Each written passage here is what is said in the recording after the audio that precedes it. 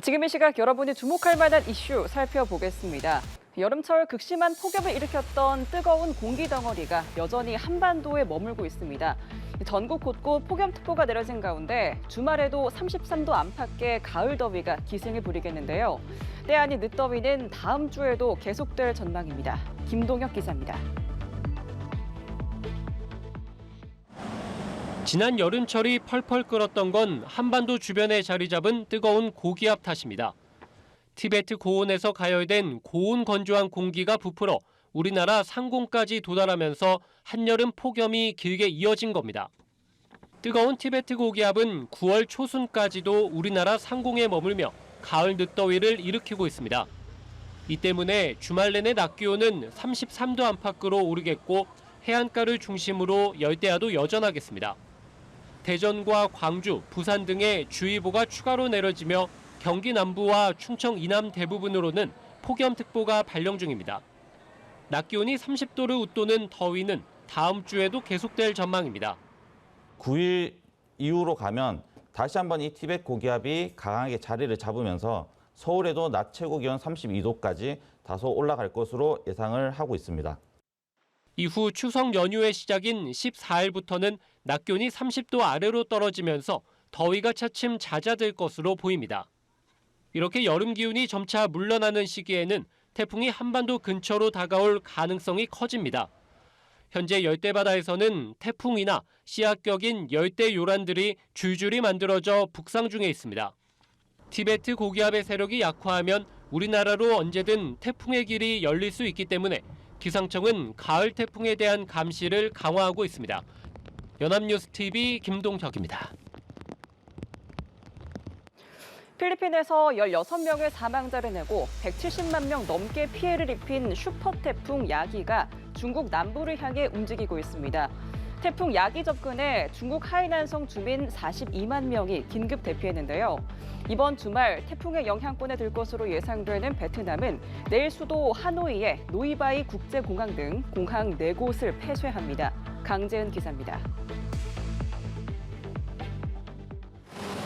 중국 하이난성과 홍콩 주민들은 유리창에 테이프를 붙이고 문틈에 모래주머니를 쌓는 등 태풍 피해 최소화에 나섰습니다.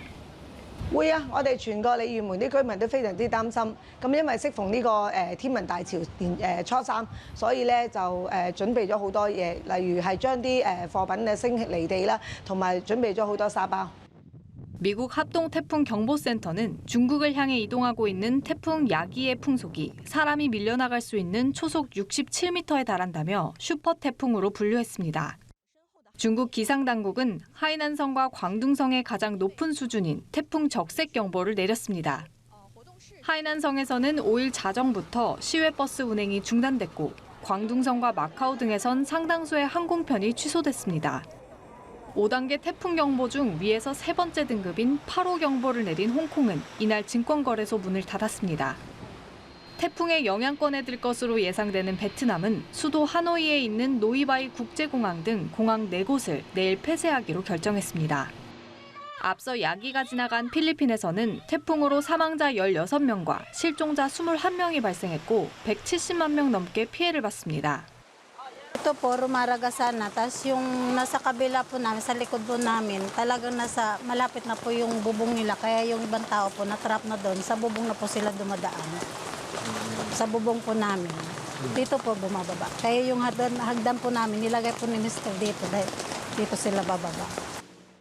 외신들은 태풍 야기가 지난달 미국 텍사스주를 강타한 허리케인 베릴에 이어 올해 들어 두 번째로 강력한 열대 저기압이라고 설명했습니다. 연합뉴스 강재은입니다. 어제 경기 화성시의 화재 현장에 출동한 경찰관이 건물에 갇혀있던 초등학생을 2층 높이에서 뛰어내리라고 유도한 뒤 온몸으로 받아낸 일이 뒤늦게 알려졌습니다. 해당 아이는 다리 부위에 부상을 입었지만 심각한 상태는 아닌 것으로 알려졌는데요. 아이의 부모는 경찰에 거듭 감사의 뜻을 전했습니다. 서승택 기자입니다. 경찰차가 왕복 2차선 도로를 빠르게 달립니다. 멀리에서는 시뻘건 불길과 함께 검은 연기가 솟구쳐 오르는 모습이 보입니다.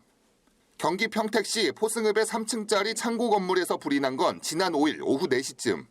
신고 접수 6분 만에 현장에 도착한 구자웅 경장과 김관식 경사는 구조해야 할 사람이 있는지부터 살폈습니다. 그 순간 2층 창밖으로 얼굴을 내밀고 구조를 요청하는 남자 어린이 한 명을 발견했습니다. 창고 안에 사람이 있는지 그거 먼저 이제 확인하고 있던 와중에 이제 2층 창문에서 이제 아이가 살려달라고 소리치고 있는 거 이제 그거 듣고. 하지만 불길과 연기에 출입로가 막혀 건물 안으로 들어갈 수 없는 상황. 구조를 요청하는 A군 역시 밖으로 빠져나올 수 없는 상태로 더는 시간을 지체할 수 없었습니다. 구 경장과 김 경사는 A군에게 경찰 아저씨들을 믿고 뛰어내리라고 유도했습니다. 좀 높아서 몇 번 이렇게 머뭇머뭇거리는데 계속 아저씨들이 어떻게든 받아줄 테니까 뛰어내려라. 그 얘기해갖고서는. 겁을 먹고 망설이던 A군은 경찰 아저씨들의 말에 이내 용기를 내 5m 아래로 몸을 던졌습니다. 두 경찰은 뛰어내린 A군을 안전하게 받아냈습니다. 창고 주인의 아들인 A군은 초등학교 6학년생으로 키 153cm에 43kg의 약간 마른 체형이었습니다. A군은 다리 부위에 염자 등의 부상이 있었지만 심각한 상태는 아닌 것으로 전해졌습니다. A군의 부모는 경찰에 거듭 감사의 뜻을 전했습니다. 연합뉴스TV 서승택입니다. 서울 한복판에서 일본도로 이웃 주민을 살해한 혐의를 받는 30대 남성이 국민참여재판을 신청한 것으로 확인됐습니다. 피고인이 자신의 억울함을 배심원들에게 직접 설득하기 위해 신청하는 건데요. 이런 가운데 이 남성의 아버지는 관련 뉴스에 아들을 옹호하는 댓글을 작성했다가 유족으로부터 고소당했습니다. 김효아 기자입니다. 자신이 살던 아파트 단지 인근을 활보하던 37살 백모 씨. 메고 있던 검은색 가방에서 돌연 일본도를 꺼내들었습니다.